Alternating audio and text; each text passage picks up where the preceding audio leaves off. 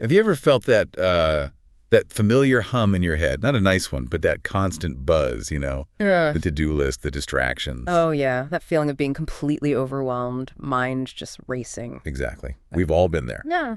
But what if I told you there's a really, surprisingly simple antidote, something accessible right under your nose? Intriguing. Imagine something that doesn't just quiet that inner noise, but actually boosts your mood, sharpens your thinking, even improves your physical health. No fancy gear needed. Well, it absolutely can. And today on the deep dive, that's our mission, really, to unpack the profound power of walking. Often underestimated. Right. We're looking at it not just as exercise, but, as a direct path to better well-being. We're pulling from physical health insights, psychology, even how your brain actually works when you move. Okay, let's get into that, because Yeah. this isn't about, breaking speed records or anything. No, not at all. It's about seeing walking as this kind of universal superpower. Almost anyone can do it, right? It's low impact, good for all ages, fits into any routine. A gentle stroll, a brisk walk on your lunch break. Yeah, and the effects, as the research suggests, are pretty profound for body and mind. Lasting effects. That's a really key point.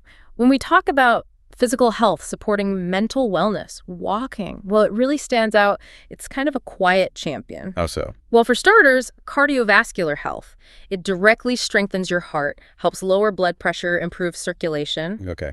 And regular walking, it can actually boost your good cholesterol, HDL, and help manage the bad stuff, LDL, triglycerides, Yeah. reduces heart disease risk significantly. That's huge. I've even heard it can help some people manage blood pressure without meds. Is that right? Yeah, for many, consistent walking can make a real difference there. It often surprises people, that finding. So a heart health hero. Mhm. Okay. But what about weight management, metabolism? Does a good brisk walk actually help fitness and metabolism over time? Absolutely. It's all about sustainability, consistency. Combine it with a decent diet, and walking helps promote a healthy weight. It boosts your fitness gradually, increases your metabolic rate. So it's not some fad. Exactly. It's easy, you can stick with it. And it builds strength quietly, engages muscles in your legs, your core, even your arms if you swing them, Right. tones muscles, improves endurance, strengthens bones and joints.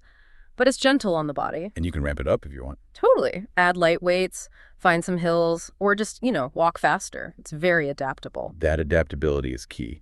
And thinking about staying agile as we age, or just improving stability now, walking seems crucial for balance and coordination.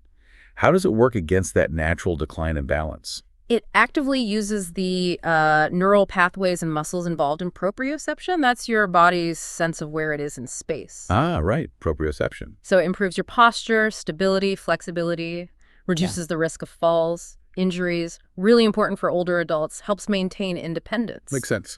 And connecting that to the bigger health picture, regular walking is a powerful prevention tool against things like type 2 diabetes, stroke, even some cancers. Just from walking. Studies show just 30 minutes a day can help regulate blood sugar, improve insulin sensitivity, strengthen your immune system, reduce inflammation. All that lowers your risk for many chronic conditions. Okay, the physical benefits are clear. Yeah. And pretty amazing. Yeah. But now the part that really fascinates me, the mental side, the mental alchemy, as you called it. We know it boosts mood, reduces stress. Yeah. But how? What's happening? Is it just endorphins? Endorphins are definitely part of it, yeah. Walking helps regulate cortisol, that's the stress hormone, while boosting those natural mood lifters, endorphins. Okay. But the research shows even more specific things, like just 10 minutes outside can measurably increase alertness, improve your mood. 10 minutes. That fast. And if you're a natural light, you get a vitamin D boost too, which helps spirits even more. It's sort of a multi-pronged attack on bad moods. Why just 10 minutes, though? What makes it work so quickly? And does this help with bigger things like anxiety, depression? The quick alertness boost, that seems tied to immediate changes in brain activity when you move and get external stimuli. Fresh air, sights, sounds. Okay. And yes, absolutely, it extends to anxiety and depression. Research consistently links walking to reduced symptoms, especially for mild to moderate cases. It bumps up serotonin and dopamine. The happiness chemicals. Right, those key neurotransmitters. And what's really interesting is a big review, a meta-analysis covering studies from 2013 to 2022. It confirmed that nature walks specifically, well, They're really effective, significantly lower depression and anxiety compared to walking in the city or doing nothing. So where you walked matters a lot. The environment makes a huge difference for mental health, yeah. That's powerful. And sticking with the brain, I've heard some almost weird stuff about walking and cognitive function. Like, how does moving actually improve thinking? Okay, yeah, this is where it gets really cool. Walking boosts blood flow to the brain, obviously, helps grow new brain cells. But get this, neuroscience research shows that the simple impact of your foot hitting the ground sends these pressure waves up through your arteries. No way. Yes, and these waves significantly modify, sometimes even increase, the blood supply to your brain with every step. So your feet are like pumping blood to your brain. It's like a built-in cerebral pump. Optimizing your thinking as you walk, it's linked to better memory, decision-making, problem-solving, especially helpful for older adults. That is genuinely mind-blowing. Your own feet boosting your brain power. And does this connect to sleep as well? It absolutely does. Walking, especially if you do it in the morning or maybe early afternoon, helps regulate your circadian rhythm. Your body clock. Exactly, your sleep-wake cycle. A brisk walk outside in natural light basically hits the reset button on your internal clock. Leads to better, more restful sleep. It's a natural sleep aid, really. It's amazing how fundamental movement has such deep effects. But okay, let's take it up a notch. Mindful walking. Stepping into clarity.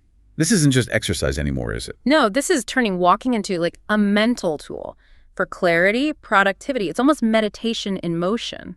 One source put it beautifully, walking is just mindfulness in action.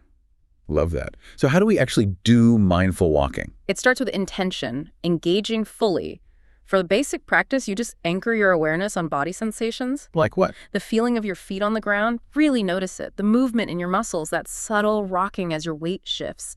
You can even notice the tiny pause, the stillness between steps. Finding the pause, I like that. Brings you right into the present. Exactly. I've also heard about using words or phrases. How does that work? Yeah, that can help focus. You use a rhythm, maybe count steps, or repeat a simple phrase.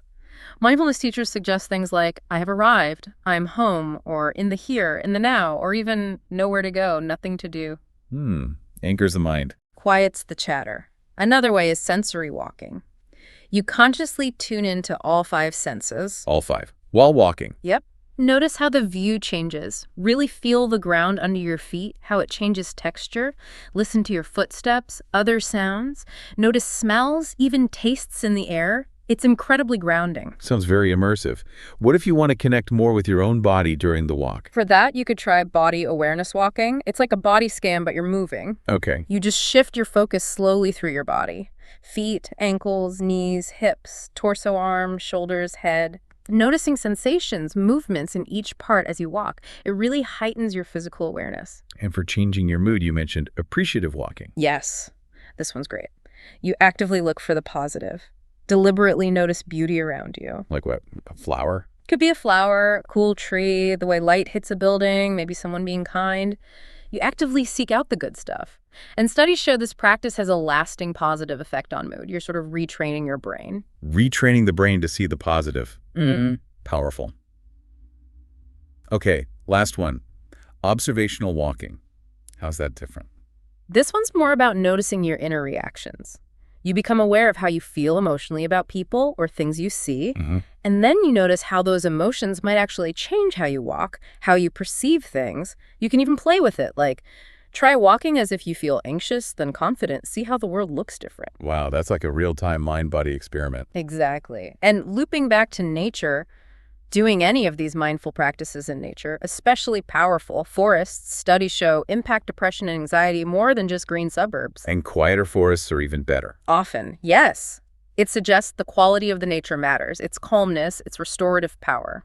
Okay, so walking is amazing. We've established that. But, you know, it's important to be realistic. It's not magic, right? Not a cure-all for everyone in every situation. Absolutely. That's a crucial point. It's not one size fits all. For some people, maybe someone with ADHD, for example, a simple walk might actually make rumination worse.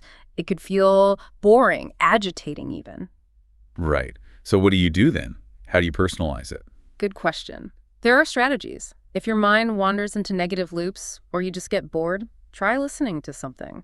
Music, a podcast, an audiobook.